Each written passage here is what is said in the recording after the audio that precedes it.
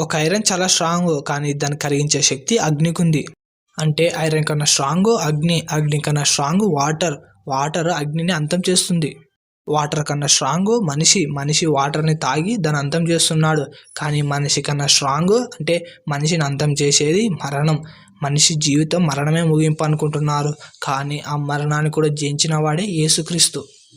నిజం, మనిషి మరణం తర్వాత ఒక జీవితం ఉంది, అదే శాశ్వతమైన జీవితం.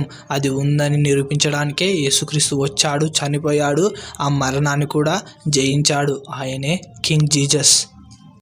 ప్రతి మనిషి మరణిస్తాడు, మళ్ళీ లేస్తాడు. కానీ అక్కడే 2 దారులు ఉంటాయి, ఒకటి నరకం, ఒకటి స్వర్గం. ఆ స్వర్గానికి వెళ్ళాలంటే యేసుక్రీస్తులాగా బ్రతకాలి. ఎలా బ్రతకాలంటే కేవలం ప్రేమగా బ్రతకాలి. ఆ ప్రేమే మనిషిని నడిపిస్తుంది. మనం బ్రతికున్నామంటే ఆ ప్రేమే కారణం.